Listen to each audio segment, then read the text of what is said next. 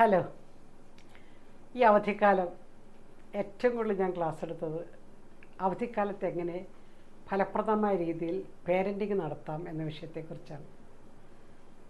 Parenting and holidays വളരെ നല്ല വിഷയമായിട്ട് എനിക്ക് അനുഭവപ്പെട്ടു. പ്രത്യേകിച്ച് അവധിക്കാലത്ത് പേരൻറ്റിങ് ഫലപ്രദമായി ഉപയോഗിക്കാൻ പറ്റുന്ന സമയമാണ്. എന്നാൽ നമ്മളിൽ പലരും ഇത് വളരെ ദുർഘടമായ സമയമായിട്ടാണ് കാണുന്നത്. പല വീടുകളിലും ഇങ്ങനെയുള്ള ഡയലോഗുകൾ കേൾക്കാറുണ്ട്. അയ്യോ, സ്കൂൾ അടച്ചു, ഇനി 2 മാസം എന്ത് ചെയ്യും, ഈ വീട് ഇവർ തിരിച്ചു വയ്ക്കും, ഭയങ്കര പ്രശ്നമാണ്, എവിടെ കൊണ്ടേ ആക്കും, സമ്മർ ക്യാമ്പിൽ വിട്ടാലോ, എങ്ങനെയെങ്കിലും ഇവരുടെ സമയം എങ്ങനെ കളഞ്ഞു തീർക്കും, ഇങ്ങനെയൊക്കെയുള്ള നിഷേധാത്മകമായ വരികൾ, നെഗറ്റീവായിട്ടുള്ള വരികൾ വീടുകളിൽ നിന്ന് ഉയരുന്ന കേൾക്കാം. വളരെ തെറ്റായൊരു പ്രവണതയാണ്. അതുകൊണ്ട് ഫലപ്രദമായ രീതിയിൽ നമ്മൾ പേരൻറ്റിങ് നടത്തണമെങ്കിൽ ഒന്നാമത്തെ പടി എന്ന് പറയുന്നത് ഈ സമയത്തെക്കുറിച്ച് ഒരിക്കലും നിഷേധാത്മകമായി നമ്മൾ സംസാരിക്കില്ല എന്നുള്ളതാണ്. നമ്മളങ്ങനെ സംസാരിച്ചുള്ള പ്രശ്നം എന്താണെന്നറിയുക, കുട്ടികൾക്ക് തോന്നും I am a problem child. അങ്ങനെ ഒരു ചിന്ത അവരിലേക്ക് വന്നു കഴിഞ്ഞാലുള്ള പ്രശ്നം, not only that they will start hating the parents, they start hating themselves. മാതാപിതാക്കളോട് അവർക്ക് ഇഷ്ടക്കുറവുണ്ടാകുന്നു എന്ന് മാത്രമല്ല, അവർക്ക് അവരെക്കുറിച്ച് തന്നെയുള്ളൊരു ആത്മവിശ്വാസം നഷ്ടപ്പെടുകയാണ്. അതവരുടെ സെൽഫ് എസ്റ്റീമിനെയും സെൽഫ് റെസ്പെക്റ്റിനെയും ഒക്കെ ബാധിക്കുന്നു. അതുകൊണ്ട് പ്രിയപ്പെട്ട മാതാപിതാക്കളെ, ഈ ദിവസങ്ങളിൽ ഒരിക്കലും നെഗറ്റീവായിട്ടുള്ള വാക്കുകൾ നിങ്ങളിന്ന് വരാതിരിക്കട്ടെ.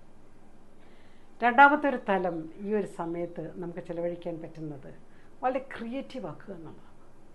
വളരെ ക്രിയേറ്റീവ് ആക്കുക എന്ന് പറഞ്ഞാൽ എന്താ അർത്ഥം? നമ്മളവരെ ചേർത്ത് പിടിക്കുക.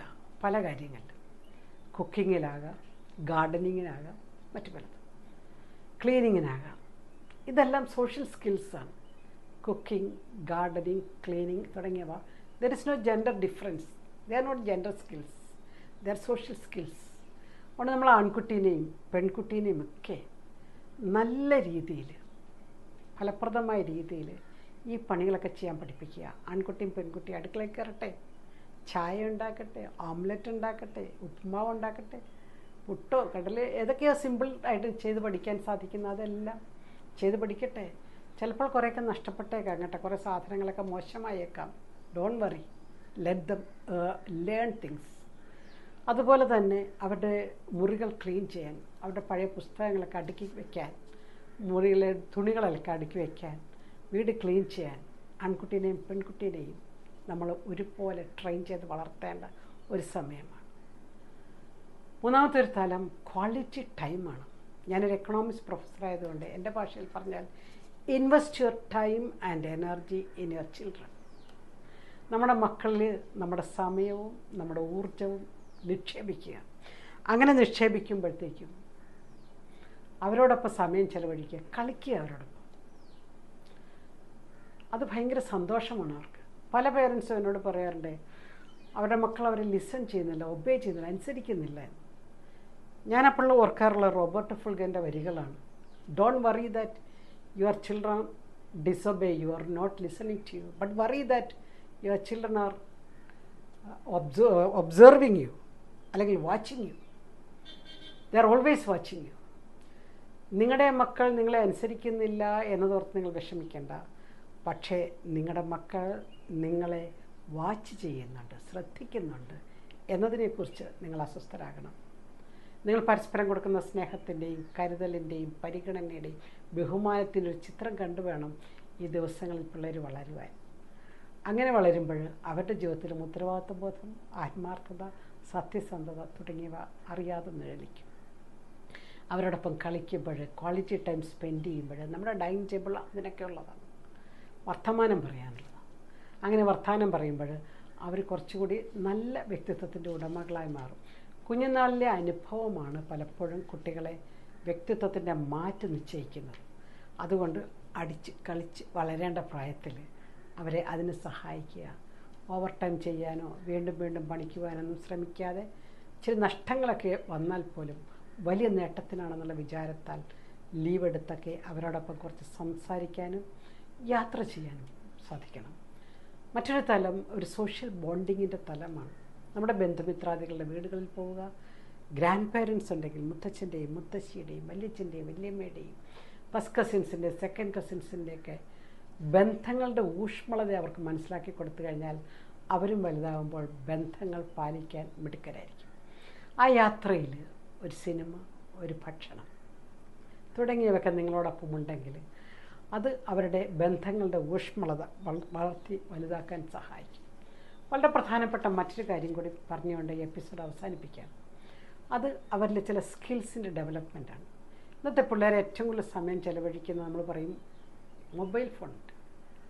മൊബൈൽ ഫോൺ അഡിക്ഷനാണ്. പലരും എന്നോട് ചോദിക്കും, ടീച്ചറെ സ്ക്രീൻ അഡിക്ഷനിൽ നിന്ന് എൻ്റെ കുട്ടികളെ രക്ഷിക്കാൻ എന്താണ് ചെയ്യേണ്ടത്? ഈ സമയത്ത് മൊബൈൽ ഉപയോഗിച്ചുകൊണ്ട് ക്രിയേറ്റീവായിട്ടുള്ള രീതിയിൽ ചില വീഡിയോ ഷൂട്ട് നടത്താൻ, ഫോട്ടോഷൂട്ട് നടത്താൻ, അത് എഡിറ്റ് ചെയ്യാൻ അവരെ സഹായിക്കുക. അല്ലെങ്കിൽ അവർ നമ്മളെ പഠിപ്പിച്ചു തരും എഡിറ്റ് ചെയ്യേണ്ടത് എങ്ങനെയാണ്, ഫോട്ടോഷൂട്ട്.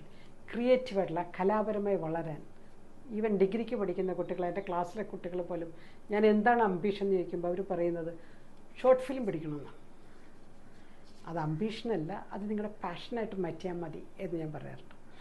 അപ്പോൾ നമ്മുടെ കുഞ്ഞുങ്ങളെ ഈ സ്കിൽസ് പഠിപ്പിക്കുക. ഇനി കുട്ടികൾ കൂടുതൽ സമയം സ്ക്രീൻ ടൈം ഉപയോഗിക്കുന്നുണ്ടെങ്കിൽ വീട്ടിലൊരു തീരുമാനമെടുക്കുക. രാത്രി 10:30 മണിയാകുമ്പോൾ എല്ലാവരുടെയും ഫോൺ ഒരു പൊതുവായ സ്ഥലത്ത് കൊണ്ടുവയ്ക്കുമെന്നുള്ളത്. അച്ഛനും അമ്മയ്ക്കും കൂടി ഇത് ബാധകമാണ് കേട്ടോ. കാരണം അച്ഛനും അമ്മയും ബെഡ്റൂമിൽ പോലും അമ്മ കിടന്നുറങ്ങുമ്പോൾ അച്ഛൻ ഫോണിൽ നോക്കുന്നതും അച്ഛൻ കിടന്നുറങ്ങുമ്പോൾ അമ്മ ഫോണിൽ നോക്കുന്നതൊക്കെ നോക്കിയിരിക്കുന്നതൊക്കെ എല്ലാ വീട്ടിലെയും ചിത്രമായിട്ട് മാറിക്കഴിഞ്ഞു. അതുകൊണ്ട് കുട്ടികൾ ഈ കാര്യത്തിൽ ബാലൻസ്ഡായിട്ട് ഡിസിപ്ലിൻഡായിട്ട് വളരണമെന്നുണ്ടെങ്കിൽ മാതാപിതാക്കളും ഒരു തീരുമാനമെടുക്കുക. ഒഫീഷ്യലാണ് മറ്റു പല റീസൺസൊക്കെ പറഞ്ഞ് അവരുടെ മുമ്പിൽ നിന്ന് ഒഴിവുകൾ നിരത്താതെ എല്ലാവരും 10:30 മണി കറക്റ്റ് ടൈമാണ്. ഒരു പർട്ടിക്കുലർ സ്ഥലത്ത്, വീട്ടിലെ പൊതുസ്ഥലത്ത് എല്ലാവരുടെയും മൊബൈൽ ഫോൺ വെച്ചിട്ട് എല്ലാവരും കിടന്നുറങ്ങാനായിട്ട് പോവുക. അപ്പോൾ ഇങ്ങനെ ഒരു ക്വാളിറ്റി ടൈം മക്കളോടൊപ്പം സ്പെൻഡ് ചെയ്യാനും അവരുടെ വ്യക്തിത്വം കൂടുതൽ മെച്ചപ്പെട്ടതാകാനും ഈ കാലഘട്ടം നമ്മളെ സഹായിക്കണം. ഓർക്കുക, ഒരു എഴുത്തുകാരൻ പറഞ്ഞ പോലെ, ഒരു ചിന്തകൻ്റെ വാക്കുകൾ, കുട്ടികൾ സിമെൻറ്റ് പോലെയാണ്. സിമെൻറ്റിൽ എന്ത് വീഴുന്നോ അതനുസരിച്ച് സിമെൻറ്റിൻ്റെ രൂപഭാവമായിരുന്നു. വെള്ളം വീണാൽ ഒരു രൂപമാകും, മണൽ വീണാൽ മറ്റൊരു രൂപം.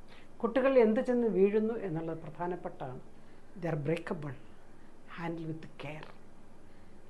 കൂടുതൽ ഊർജ്ജസ്വലതയുള്ളവരായിട്ട്, ശുഭാപ്തി വിശ്വാസമുള്ളവരായിട്ട്, ജീവിതത്തെ നേരിടാൻ കെൽപ്പുള്ളവരാക്കി അവരെ മാറ്റാൻ നമുക്ക് സാധിക്കണം. അതിന് ഈ സമ്മർ, വേനൽക്കാലം നിങ്ങളെ, അവരുടെ ഹോളിഡേയ്സ് കാലം അവരെ സഹായിക്കട്ടെ, നിങ്ങളെയും അതിന് പ്രാപ്തരാക്കട്ടെ എന്നാഗ്രഹിക്കുന്നു, ആശംസിക്കുന്നു. നന്ദി.